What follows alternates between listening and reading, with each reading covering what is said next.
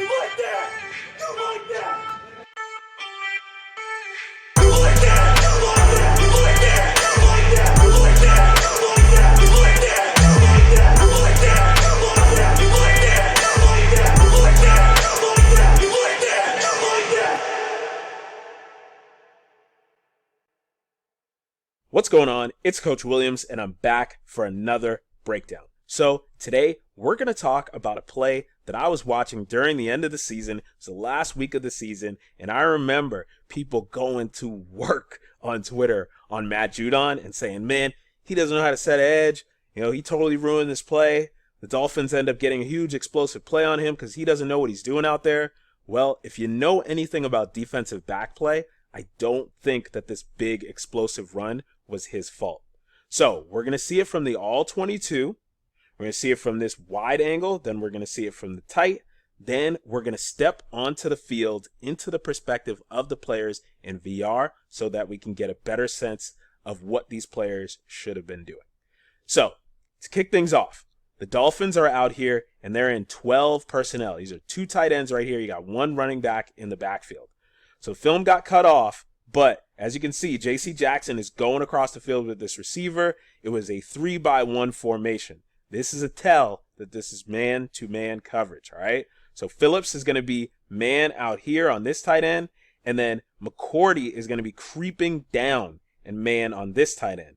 So Judon right here, he's in a 6 technique, so he's head up on this tight end. I think that he is 2-gapping here, and he's mugging this tight end to not let him get off the line of scrimmage, all right? So he's going to mug tight end if it's pass. If it's run, he's going to 2-gap.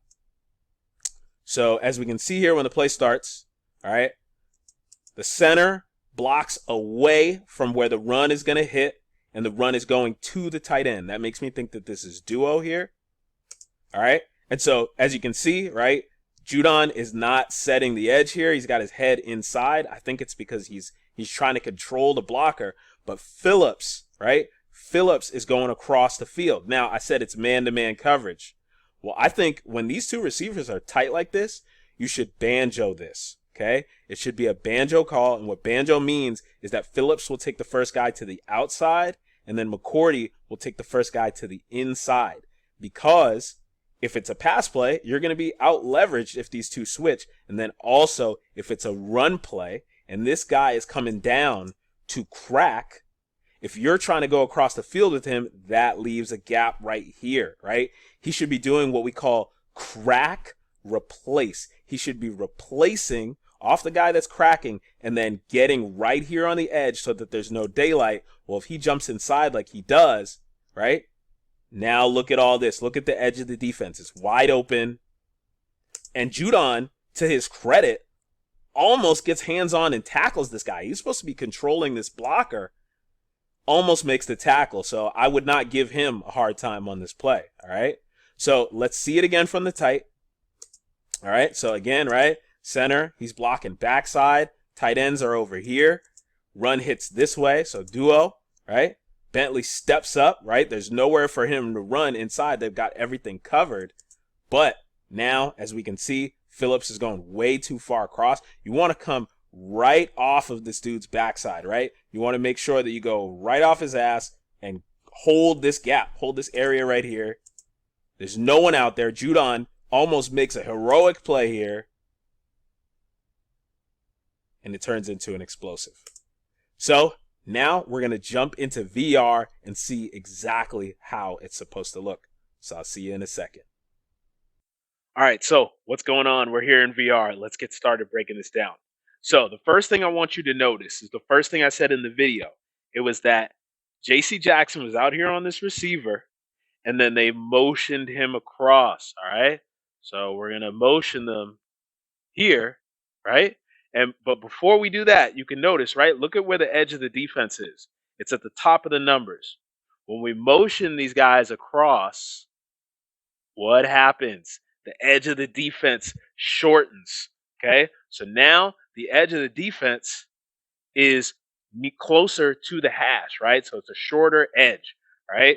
And so when that motion happens, you'll notice McCourty starts to creep down closer to the line of scrimmage. Now, obviously, in cover one, he's going to have to do that because he's going to have to guard one of these receivers out here. But I think he's also doing that because he's inserting himself into the box, right? Creates an 8-man box now for the Patriots defense. Okay. So at the start of the play, we get Judon stepping up here. He's two gapping, right? And his head is a little bit inside here. All right. So now we're going to get into the good stuff. We're going to jump into Adrian Phillips' shoes. Okay. So you'll see here, Adrian Phillips, right? When the play happens, he starts going with this receiver here, right? And as he starts going with this receiver across the field, McCourty keeps getting closer. Well, now we've got color on top of color. Now, when he recognizes it and notices that it's a run play, he does a good job of getting down here, right? He does a good job, but it's just that it happens way too late, right? You want to make sure, like I said before, you want to go right off his backside, right? And end up here. And notice how I'm right on the line of scrimmage. That is where you want to be. We don't want to get upfield and get here, because if we get upfield and we get up here, we'll look behind us. There's nobody there. And now I've created an alleyway, right? So we don't want to do that. We want to be right here on the line of scrimmage, right? Creating no space. I'm about an arm's length away from Judon and the guy that's blocking him, okay? The other thing that's really important here, and we'll bring this back, is that Phillips, right? He was pressed up on this receiver, okay? Well, what happens if he steps outside here, maybe a yard, 2 yards outside? Well, if he does that, now we can see what's going on here, right? We've got all this space, right? So we can step into his shoes. We've got space, okay? And if we do this, then we can banjo it, right? I don't need to stay locked onto the receiver going across the field. We can banjo it. I can go banjo, banjo. And then McCourty will take the first guy to the inside, which ends up being, I believe this was Gesicki, right? So now McCourty will take him, and I'll sprint right off and get up on the line of scrimmage, and I can read this guy.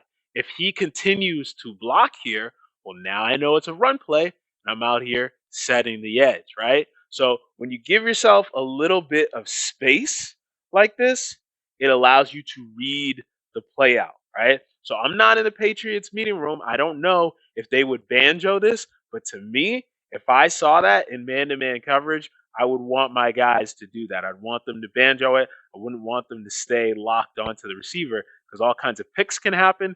And then these types of situations in the run game, you lose a guy on the edge and then turns into a 20-yard run. So now I think part of the reason why this ended up happening was the Patriots coaching staff, right, has some guys from it, or the Dolphins coaching staff has some guys on it from the New England Patriots. They know all the rules. Maybe they know that they don't banjo that stuff, so they put them in that situation. The motion across the field was not an accident. That's a big piece of the play design, right? They wanted to shorten the edge. They definitely knew something about how the Patriots fit things up, that motion was going to end up causing problems. Now, you may say, okay, yeah, it's the same defensive coaching staff, but there's a new offensive coaching staff coming in. Well, if you know anything about Mike McDaniels, he worked with Kyle Shanahan. If you've watched my past videos, I've talked about the Kyle Shanahan offense and how they know how to exploit things, especially on the perimeter and the run game. Well, if you watch the Patriots go up against those Shanahan-style run schemes, they've had all kinds of trouble with it. I know the Patriots came back from 28-3 in the Super Bowl, but early on in that Super Bowl, how did they get after those guys? They were running the hell out of the football on them, right? Doing all kinds of stuff. Then, if you look at in 2020, I just retweeted something on Twitter, right? I remember that game very vividly. The Patriots playing the 49ers. They ran the air out of the football on those guys. So the Patriots are going to have to get into the lab. And if I know anything about Bill Belichick, he's the type of guy that's going to want to be a chameleon, going to want to adapt to that kind of stuff. So it's going to be interesting to see the Patriots and the Dolphins go up against each other in 2022.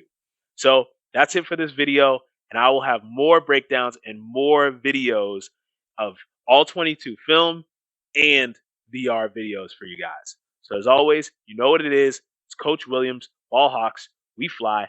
I'm out. Peace. I've made amends, called all my friends and said I made you better, that we changed more than the weather, but all good things end, and I'll play pretend and say I'm out forever, when we both know we would never win. I've made amends, called all my friends and said I'm